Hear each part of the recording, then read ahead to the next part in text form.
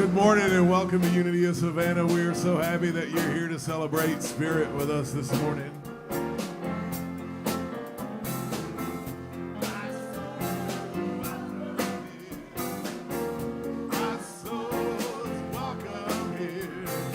And you know, here at Unity of Savannah, if you come here, you're in the choir automatically. And we're gonna find out. We're gonna listen to you right now. I hope you're ready. Here you go. It's your turn.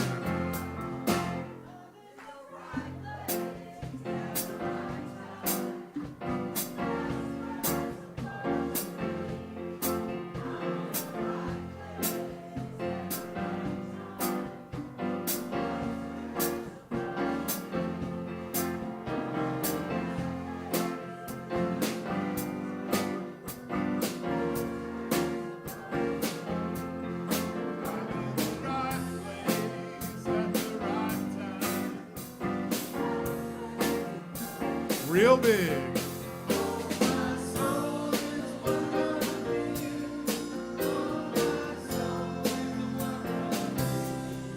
I am getting the message loud and clear. My soul is welcome. Hey.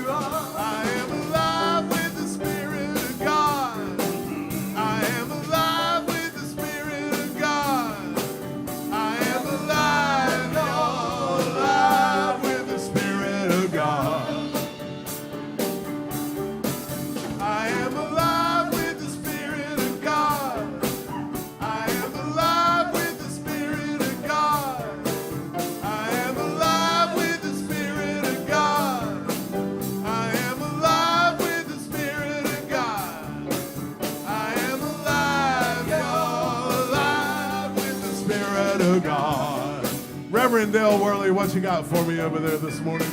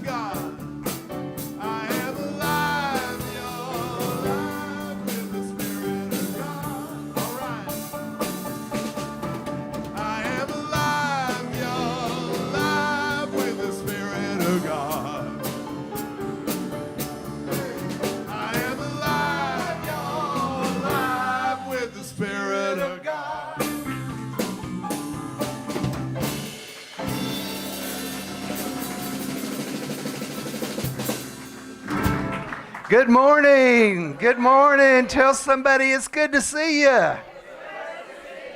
Welcome to Unity of Savannah. I'm Reverend Dale Worley. Unity of Savannah is a center for spiritual awakening where we recognize God as life, love, and the ground of all being, and we celebrate God by what? Living fully, loving lavishly, and being all that we can be. Tell somebody, you are loved lavishly. Ooh, that feels good. Good morning. I'm so happy and grateful that today we have two very special guests with us, all the way from New York City. Reverend Shawn Moninger and David Friedman. And they'll be sharing their message, I'm ready, in just a few minutes. Are you ready? Are you ready? I don't know. Are you ready? So we always like to begin everything that we do here with prayer. So I'd like to have a big hand for Rev Ev. And she'll lead us in an opening prayer. Good morning. Thank you. Good morning. Why don't we just sit back and relax? Breathe in the very Spirit of God. And know that we know that we are going to be doubly blessed this morning. We are going to be blessed by David and Shawn. Coming from the Big Apple to the peach.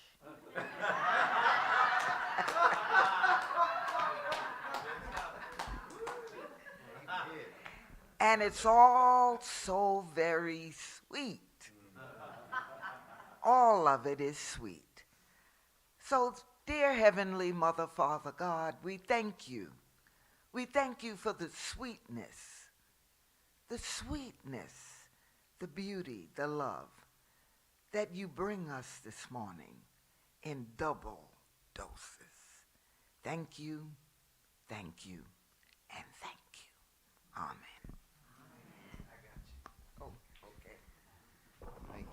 Thank you, dear. So from that same prayerful consciousness, I invite you to affirm our mission, vision, and purpose statements together. Our vision, we connect through the energy of joy and oneness. Our mission, we embrace a positive, loving, and uplifting approach to spirituality.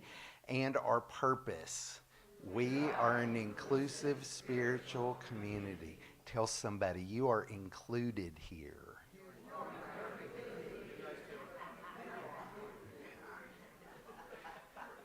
If you're serving as a prayer team member this morning, would you please stand? Thank you, Darlene. Our prayer team is here to hold sacred space, to listen lovingly to your prayer intentions, to pray affirmatively with you and from the heart, and to hold in confidence what is shared. So if you would like a prayer after the service, Darlene will be happy to pray with you. And can we give her a hand for her service? Thank you very much. If you're new, if this is your first time here, or if you're coming back after having been away for a while, we're very grateful that you're here today. We have some welcome packets that Dr. Betty will be glad to share with you. Say hi, Dr. Betty. Yeah.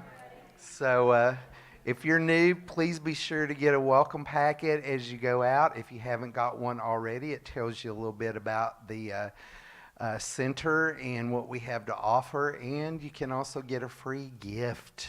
Everybody say, ooh, yeah. So today we are lighting our Christ candle. Where's Terry? There you are. To represent the word timeless. Give it up for Terry. Everybody, come on up. I'll light it and you'll read it. Okay. Can we get you up here? So we want everybody to see you. Doesn't she have a beautiful smile? Yes. Thank you. Good morning. Our word today is timeless. In timeless moments in the silence, I discover myself anew. I relax and let go, withdrawing my attention from my surroundings. Breathing deeply and rhythmically, my mind relaxes and my heart opens. I enter my sacred inner sanctuary. Here I have no awareness of time. I hear no words. I think no thoughts. I feel no separation. There is only the richness of silence, the awesome presence of infinite love, life, and wisdom. I am one with this presence. The time and attention I devote to my regular practice of meditation builds deep, abiding peace and clarity in my consciousness. In these timeless moments, I discover I have all that I need, enough strength, understanding, love, and time to progress along my path and accomplish all that is mine to do. And our verse today is from Revelations chapter 21, verse 1. Then I saw a new heaven and a new earth, for the first heaven and the first earth had passed away. And let's say our affirmation together.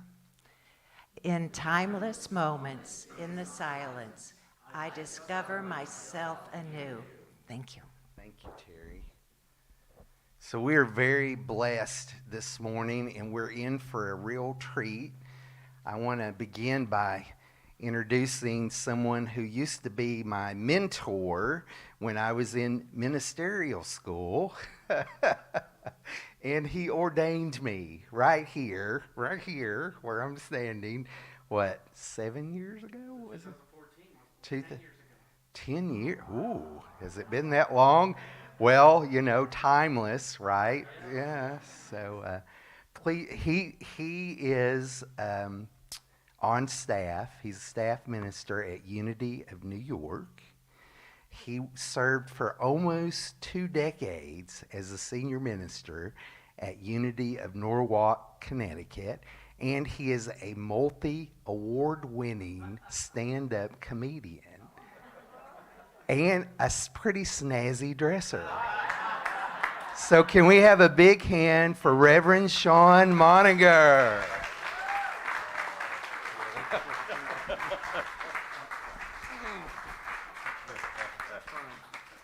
I'll introduce him in a minute.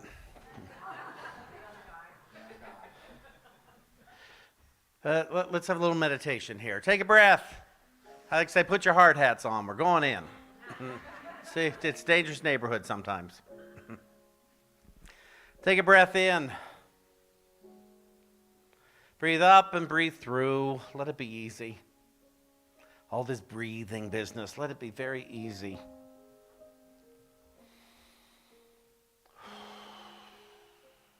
One more time. Breathe in and then breathe up to the highest part of your being.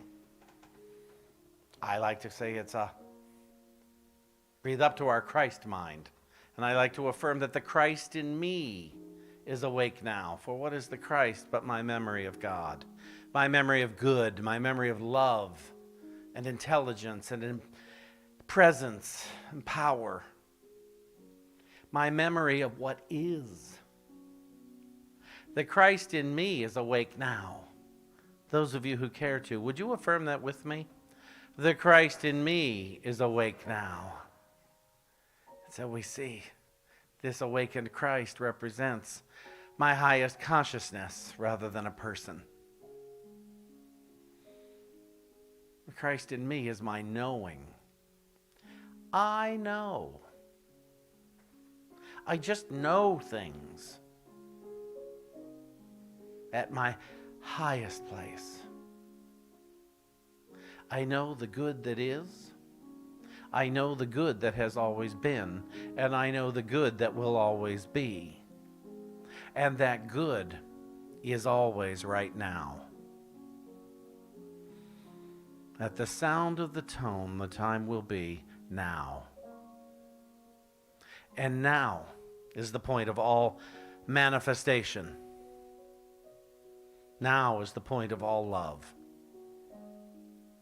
Now is the point where all exists. And so in this now, I am complete. In this now, I am whole.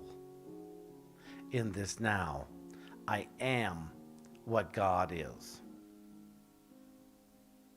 In this now, I am what God is. I invite you to take that thought into the silence and see what gets revealed for you. In this now, I am what God is.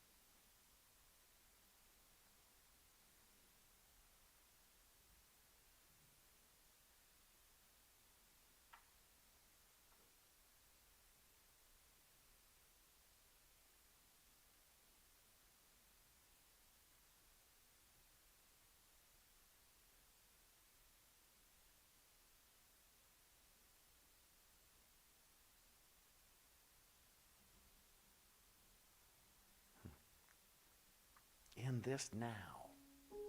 This right now. I am what God is in the divine expression of me.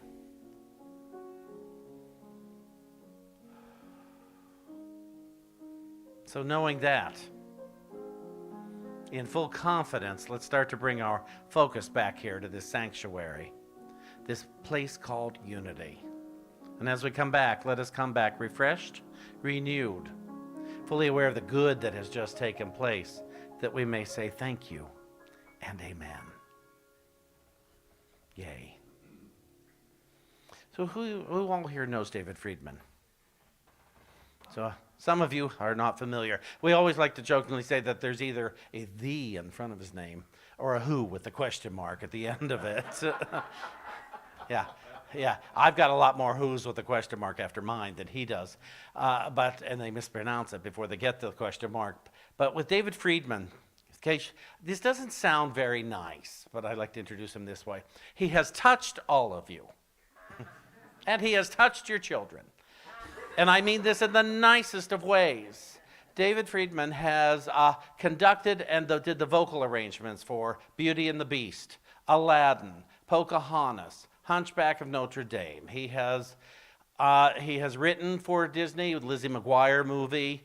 He produced all of the Nancy Lamott CDs and written many of her songs. If you remember the late great Nancy Lamott, phenomenal. If you're not familiar with her, go find her. I promise you, all that music is timeless, and it's just wonderful. He's got a platinum record with Diana Ross. He's written for Broadway. He's conducted 6 Broadway shows. He's worked. He's worked in the business, and so, and he's written this song that he's about to. Is there anything else you'd like me to tell? That's enough. Okay. He wrote 100 songs for the Today Show, too. Yes, that's right. Yeah, for the Everyone Has a Story segment. So with that, let's listen to David. So this is a song that's very dear to my heart because the writing of it changed my life. As Shawn mentioned, there was a singer named Nancy Lamott who was, you could say, my muse. She was one of the greatest singers of the American popular songbook of the 20th century, and I produced 9 albums for her. And she died unexpectedly at the age of 43. And when Nancy passed, I was desolate, and I thought, I'm never going to write again. And people were calling me and saying, what are you going to write about her, etc. And I just couldn't. I was too angry, too sad, too disillusioned. And one day I was walking down the street, and this song came to me so full-blown that I had to run into a stationery store and buy some paper and a pencil and write it down. And given the way I felt and what this song said, it was not possible that I would have written this song. So I knew that something or someone else had. I say Nancy gave it to me. But what I came to understand is that I don't write songs. They write me. I don't know how to write a song. I know how to open to one. So this gave me an experience that helped me to really trust the one or the force or the source or whatever that's really doing it all. And so I offer it to you. It's called Trust the Wind.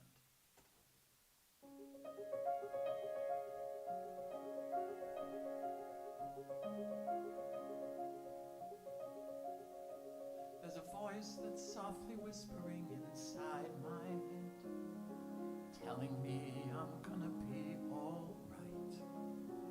It keeps saying, let yourself be led where you are led. Don't hold back, don't put up a fight. It tells me, trust the wind, breathe the air. There's a place you're meant to be, and you're already there. Open up your heart and let life in. You know that you can always trust the wind.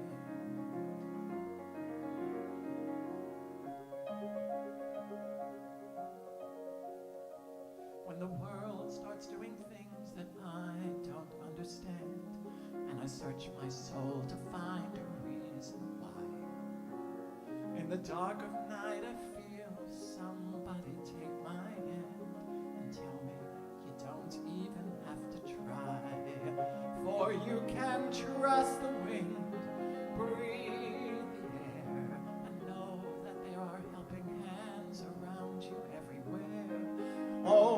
your heart and let life in.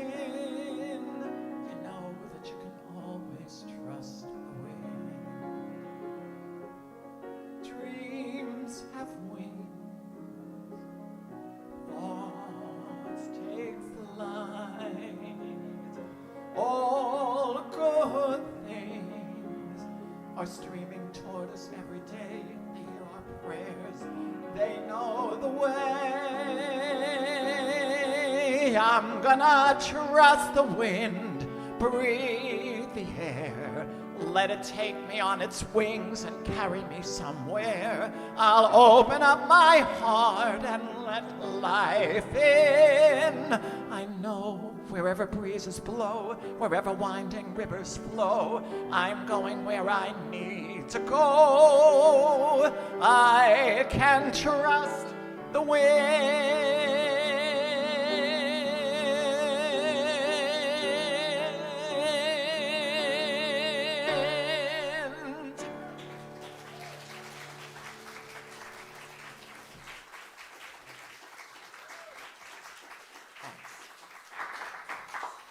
He's good. He's the best one so far. So far. Keep telling him, do this professionally. Who here was raised in unity? Yeah, that's what I thought. Nobody was raised in unity, or hardly anybody. There's a story about a man who was stranded on a desert island for like a lot of years. And a rescue boat finally comes along one day. And they get there, and they're amazed at what they see. There's a dock to pull their boat up to. And they get there, and there's lovely little shacks and things.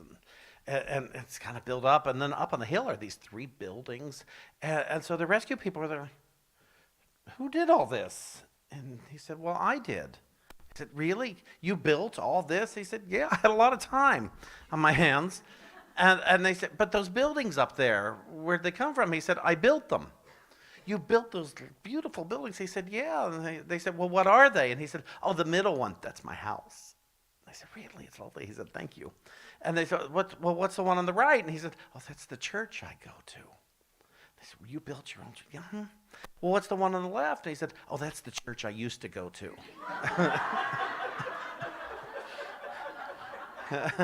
It's a great unity story.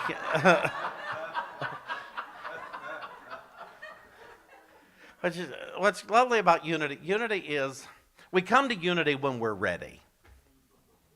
When we're ready for a true change. You know, I'm in my right place heading to my true place. And we come into unity when we're ready for that change. And I see my own history with unity. I was ready for this radical change. Because unity is, if you want to really practice it, is radical. It's like I almost like the Jesus Christ main message where it says, follow me. It doesn't say worship me.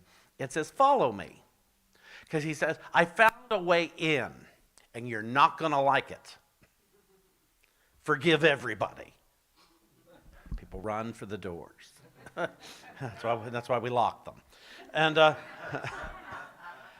but it's that when we're ready for this radical change of new thought.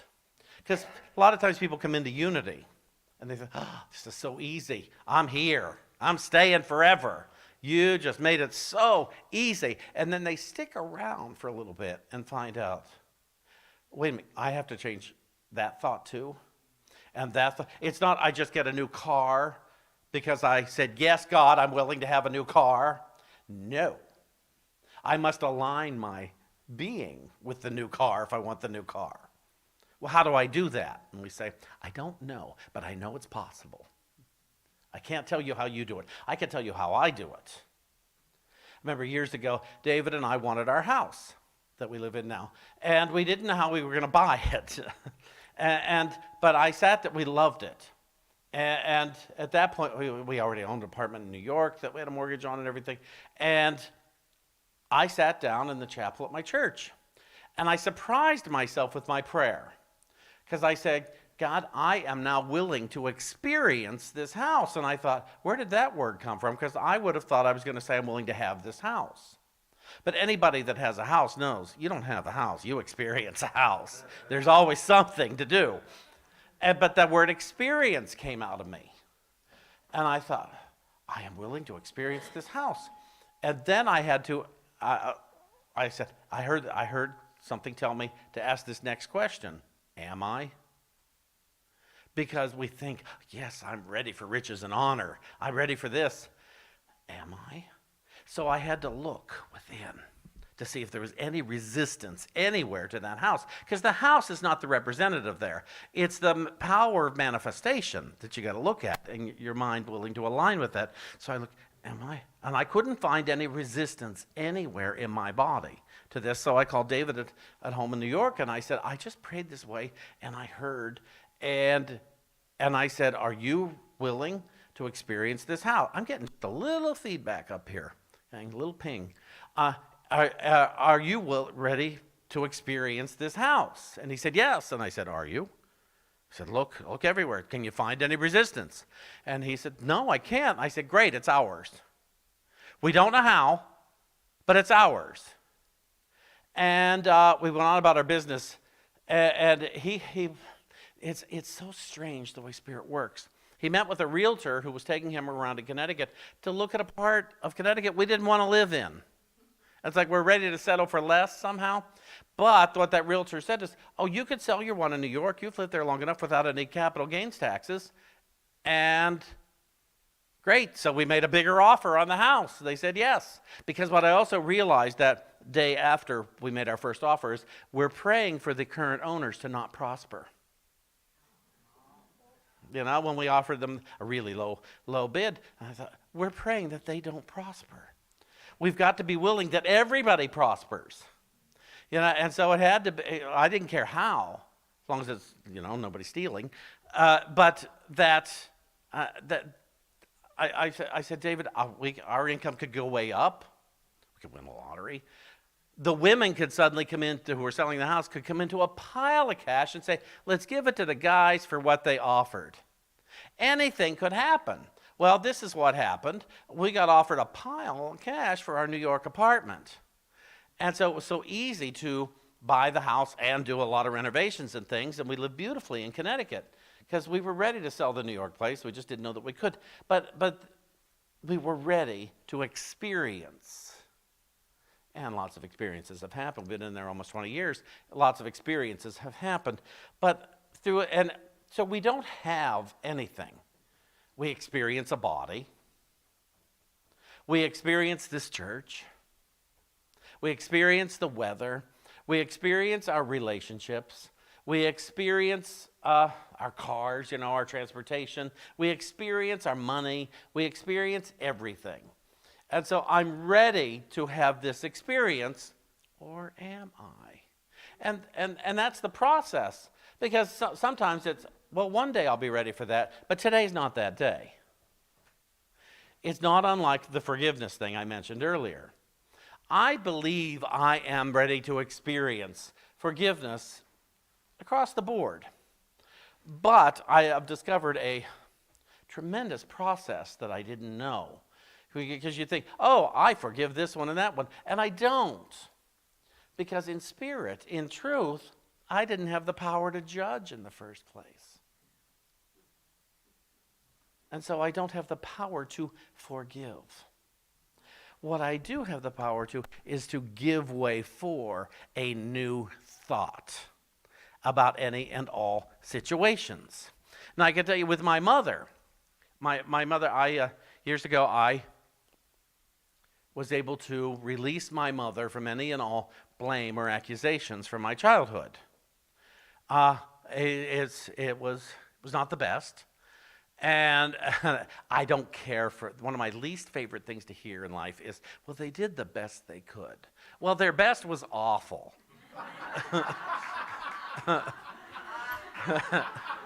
So that does not console me. But a couple of years into my healing, it hit me, wait a minute, look at me. I am so different now than I was then. And then through my mind was revealed, it took all that to get me here. If that had been one bit different, I couldn't be this. And this was good. And so I didn't need the past not to have happened anymore. And so one Christmas, 1996, I was home, and I had planned to do this. This was my amends to my mother, which not to apologize, but to let her off the hook. Because she had taken to apologizing, through adulthood and stuff for the childhood, because I used to use it as a weapon when I was a teenager. It ended a lot of arguments. And so I didn't want to hurt my mother. I loved my mother.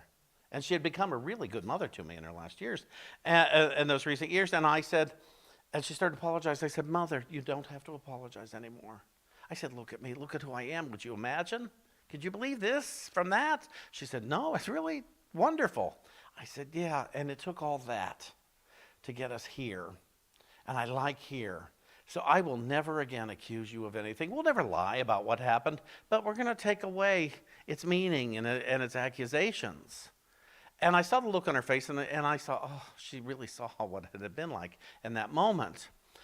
And 3 weeks later, she made her transition. By surprise, 64 years old, she laid down for a nap, and she left. So I say my amends killed my mother. That's what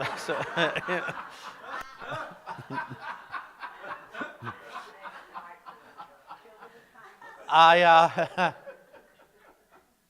loved my mother. 27 years later, I still love my mother. I would love to talk to her on the phone. I wouldn't bring her back, but I would definitely, she had had enough of this life. It was not an easy one in her mind. But I would love to chat, call her up, chat, and say, look how much even better it's gotten. But the thing is, I didn't need the past to be different anymore. With my dad, who left when I was a little boy, disappeared. And later on I met him, and I discovered that I have two half-brothers. I discovered this, I knew about them. But after he made his transition, and I went, Edwin Gaines had invited me out to Arizona for a conference. And I was going there, and they lived there, and I met them. I had met these two amazing men who looked like me. And I found out their life with my dad wasn't better than mine without him. And I went to, up at the, not castle, chapel on the rock. And I'm sitting there where they said his ashes had been spread. And I'm sitting there, and suddenly he became Jack instead of my father who left me. And I thought, isn't that, wow, I don't need him not to have left. And what I've discovered is we pick and choose these things, these experiences of forgiveness. I had been praying for a year about my dad. And was God, I don't know how to forgive this person, but I want to learn how to. And again, the word came, experience forgiveness around my dad. And so and it happened. And I don't understand. My last stepfather, that was another story. It took me years to decide to let him off the hook. I was doing a talk called No Regrets. And I found out he had died the night before, and in front of the congregation, I said, I have this one regret. I never took a bat and just beat the heck out of him, and I was a kid. But when I found his grave, and I went there in my hometown, and it occurs to me, now I let my parents off. Why didn't I let him off sooner? I pick and choose. I wasn't ready to let him off the hook until that day. Then I became ready. Now, I've got a couple of people left that I'm still, we have a neighbor that I've been holding a grudge towards since 2005. Seriously. And I just can't seem to find the oomph to let him off the hook. And I pray about it. I look at their house and I pray. I pray for the joy for all of us. One day we're going down the street and he turns around and he waves to me. And I said, I didn't wave back because I was afraid I wouldn't use all my fingers. And I'm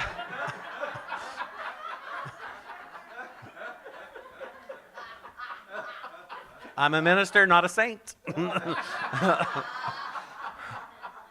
But I want to become willing. I want to be ready to let him off the hook and let myself off the hook with that, because it's very dissatisfying to still be holding a grudge somewhere. Now, I'm not going to ask you that. Don't break your anonymity. I come from a 12-step background. And in the 6th step says we're entirely ready to have God remove all these defects of character. It doesn't say entirely ready to have me remove all these defects of character. It says God. And I thought, what does that mean? What does the G-O-D? And I like good orderly direction a lot of times in using God. It works better for me than some old man in the sky, because that's too arbitrary. I need something concrete that's practical and practicable. That's why I always liked unity with practical Christianity, because, I could practice it instead of having it be a theory.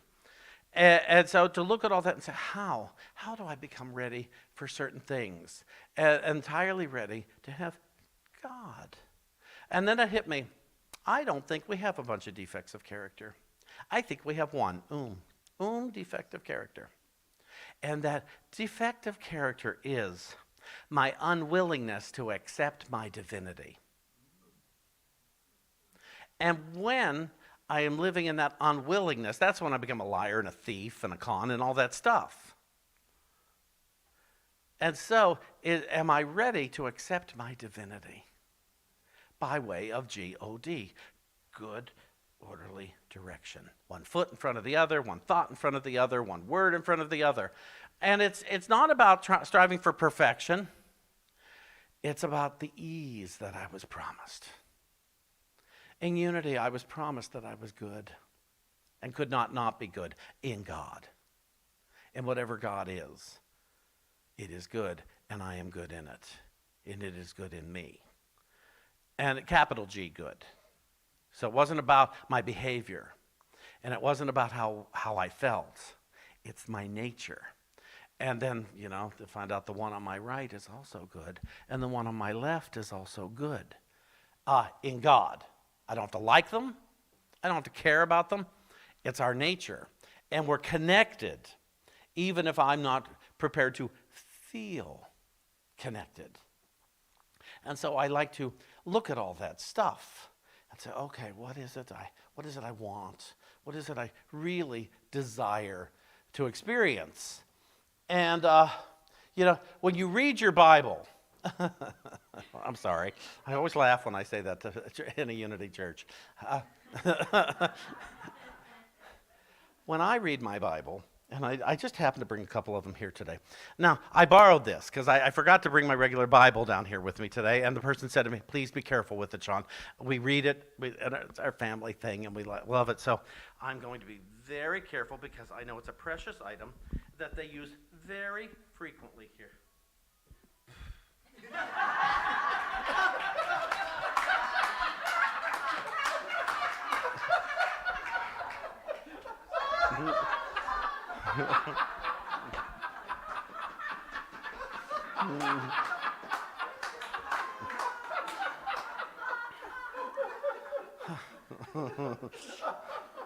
Makes me very happy to do that.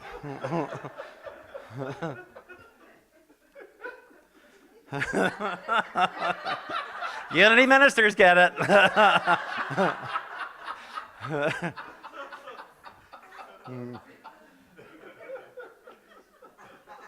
Over here in the 12th chapter of Luke, it says, do not worry.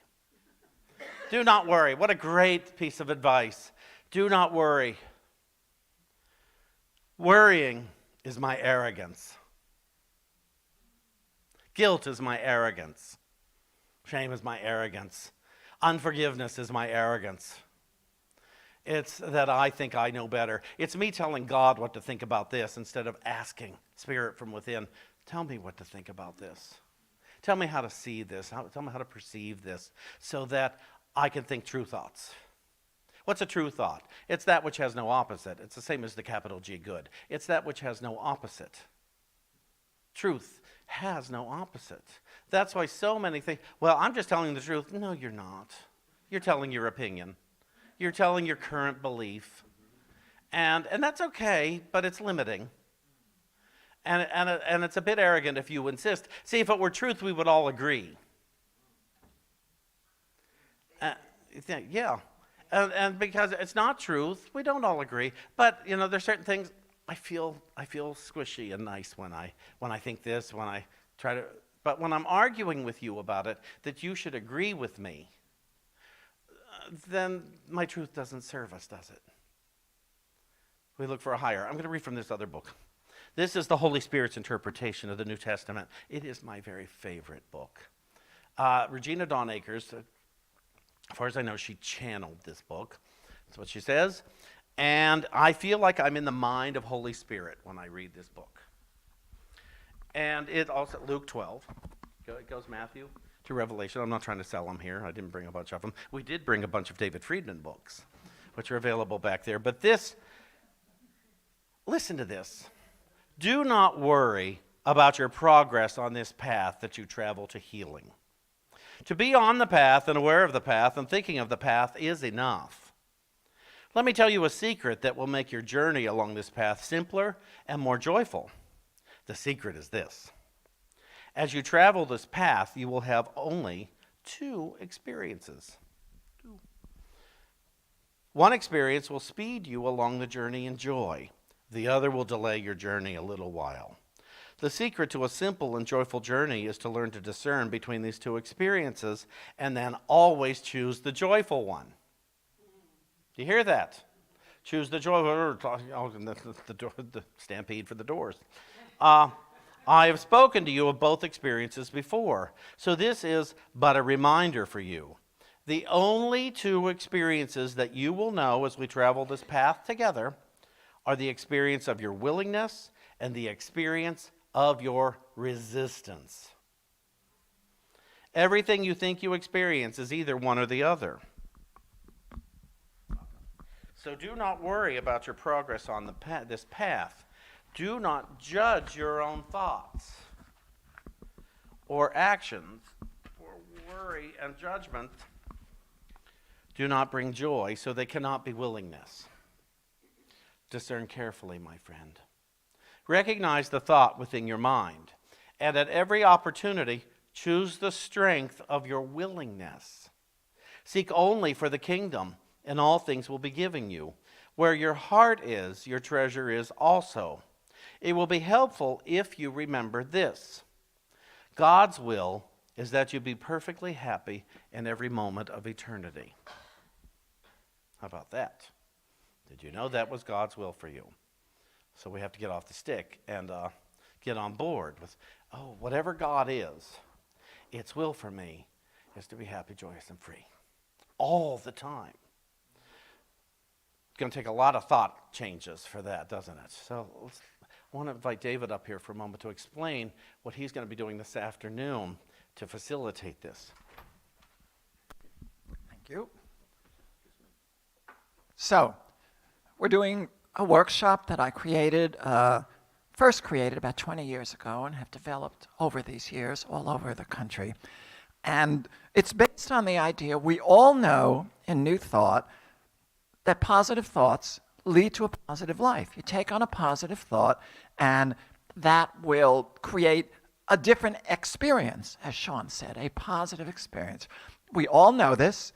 Why do we have so much trouble doing it?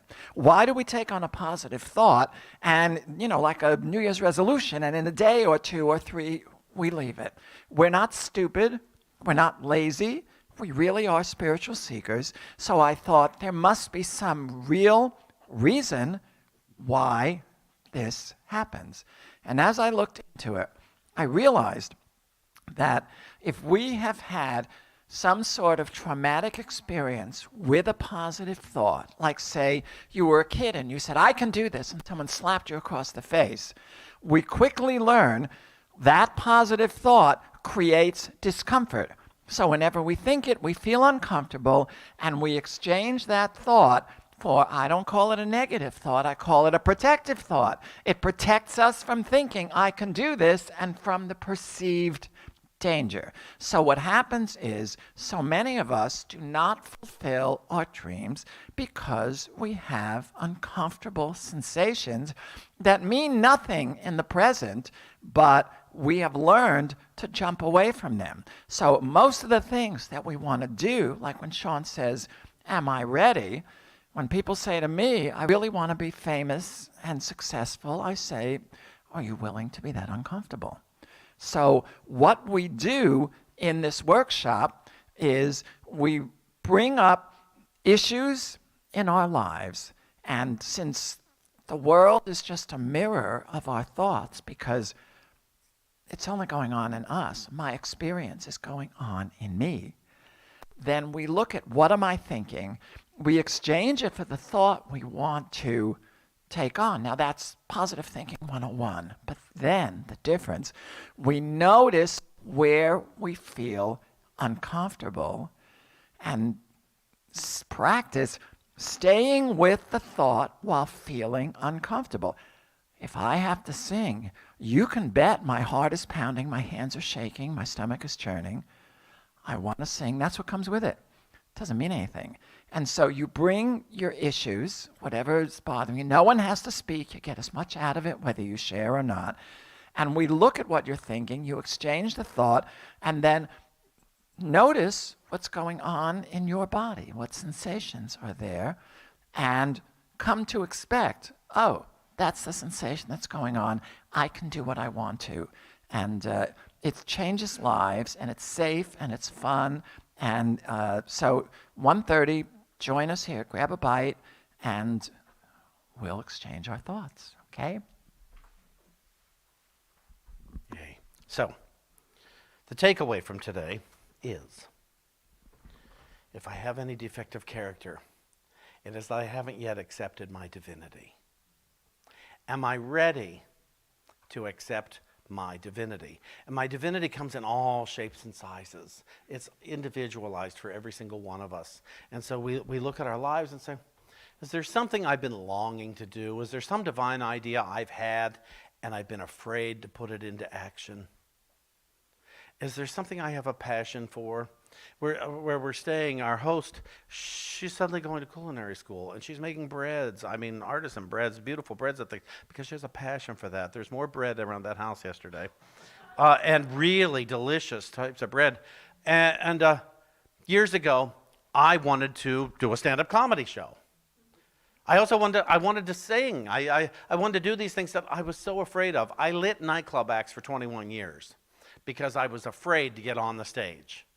Turns out I was very good at the lights. I won awards and things for it. But I was an artist, but I wanted to be on the stage. I wanted to know the difference. And I became a licensed Unity teacher. And through that, I got a little more courage.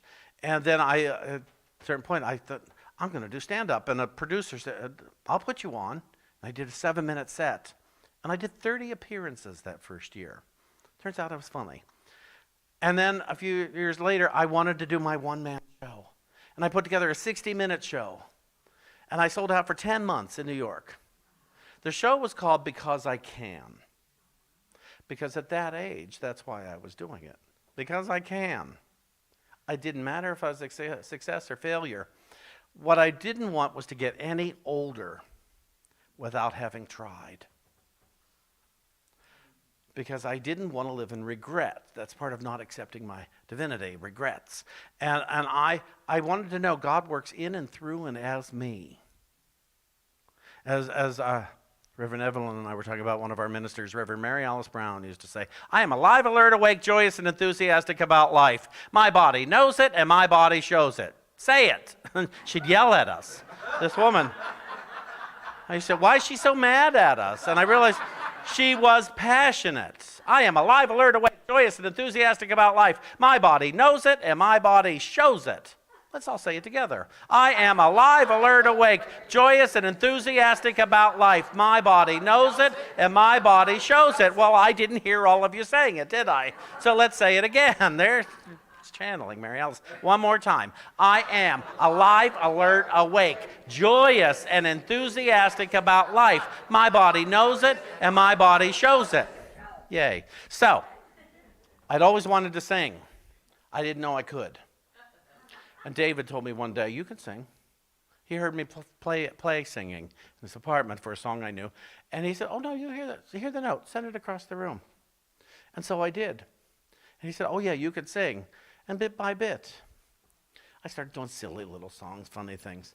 And then I One day I said, I want to learn a David Friedman song. And I did. And I closed my show with this. And I've sung it a lot because it means so much to me. And really I say, if there's anything you want to try, and you say, I don't want to get older with wishing I had tried. Open up to that divinity within you and go for it. Thank you for having us here.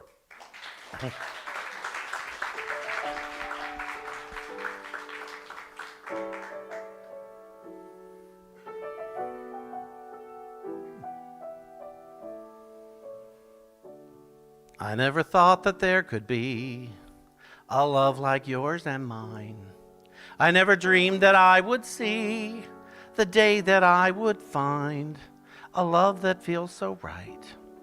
But here we are tonight, and now the only thing we really need is time. We live on borrowed time. No one can be sure when the loan will finally come due. But I'm loving all of mine. I know what time is for. I borrowed it so I could spend it all right here with you.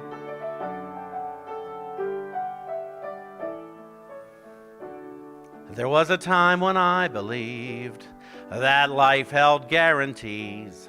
There was a time when I was sure my future was secure.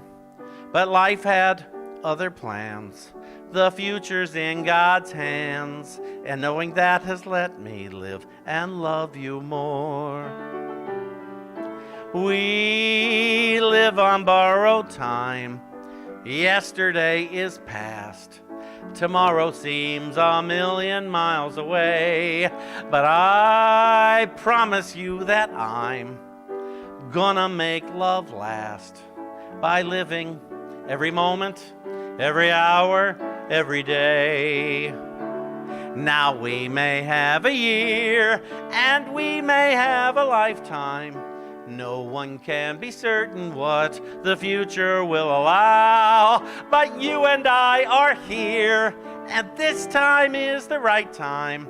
'Cause one thing that I know is that we have each other now, and now we live on borrowed time. Let's celebrate and sing as we walk bravely into the unknown, 'cause we're gonna be just fine, whatever life may bring. We'll face it all together, and we'll never be alone.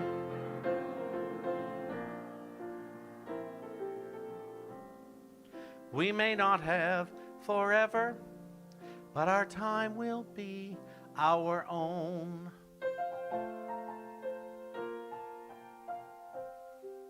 See you in church.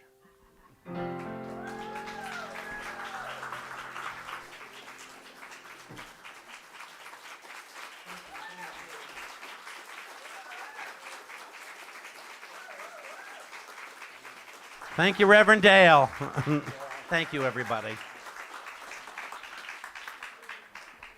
Thank you so much. That was wonderful. Yeah, thank you. So be sure to visit their table in the back. They have a lot of stuff they'd love to autograph for you. So just be sure you go by and say hi and tell them thank you for coming here and sharing with us today. And don't forget that at 1:30 today is David's workshop, Thought Exchange, right here in the sanctuary.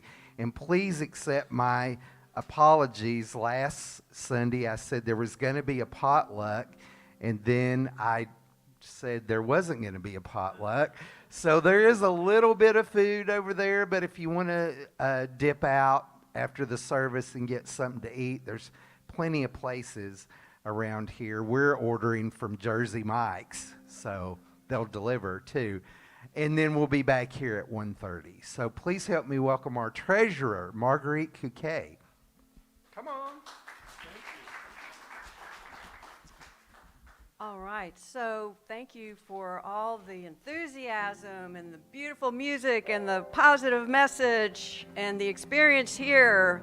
So let us now affirm our 5 unity principles together. Our first principle, there is only one power, one presence in our lives and in the universe. Our second principle, we are the Christ of God in expression.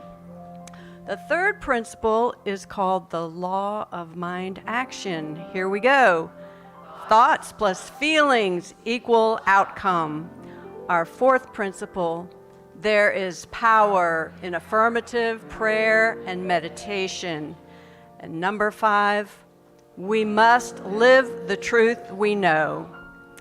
And now, if you have felt if you have felt spiritually fed here, Or financially fed. we have an opportunity to make a financial donation to Unity of Savannah. We are a tithing church, a tithing center for spiritual awakening. We give 10% of what we receive to where we as an institution are spiritually fed.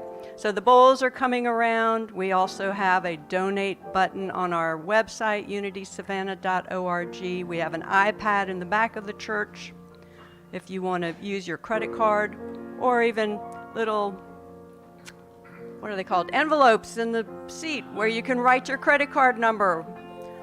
We have so many channels. Not your source. You're not our source.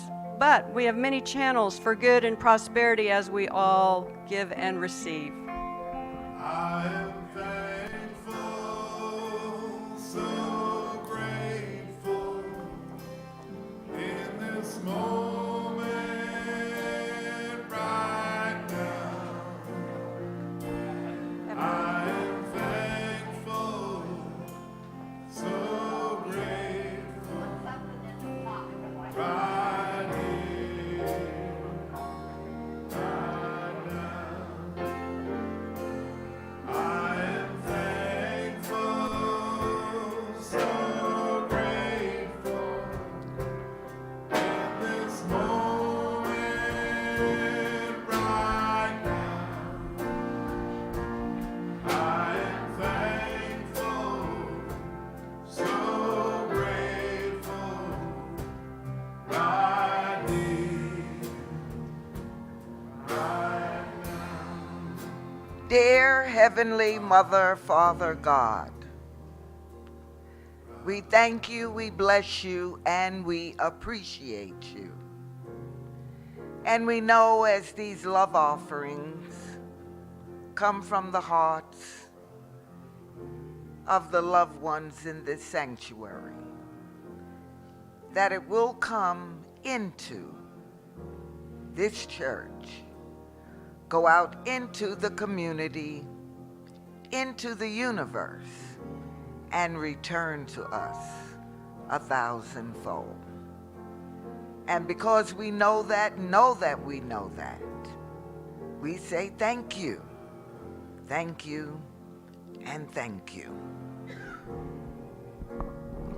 And let's affirm together, divine love as me blesses and multiplies all that I have, all that I give, and all that I receive. I am grateful. I am thankful, so grateful in this moment right now. I am thankful, so grateful right here. Sing it again.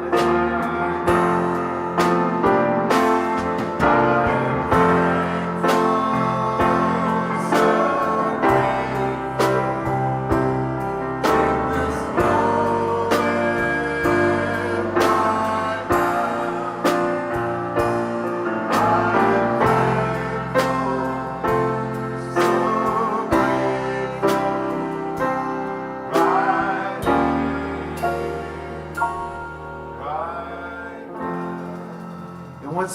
we're thankful for David and Shawn. Can we give them another hand, please, before we go?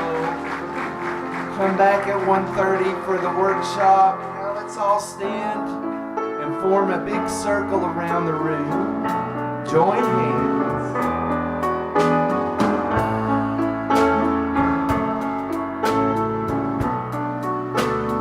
Let it begin with me.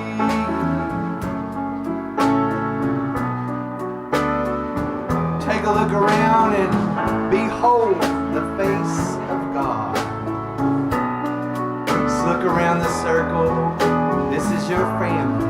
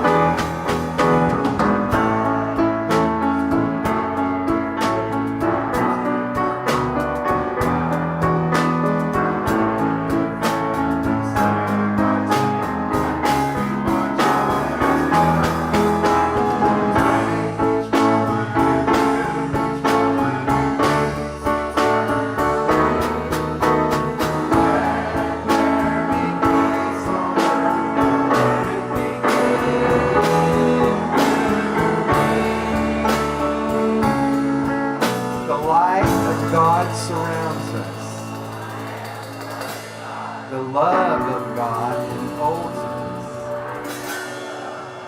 The power of God protects us. And the presence of God watches over us. Wherever we are, God is, and all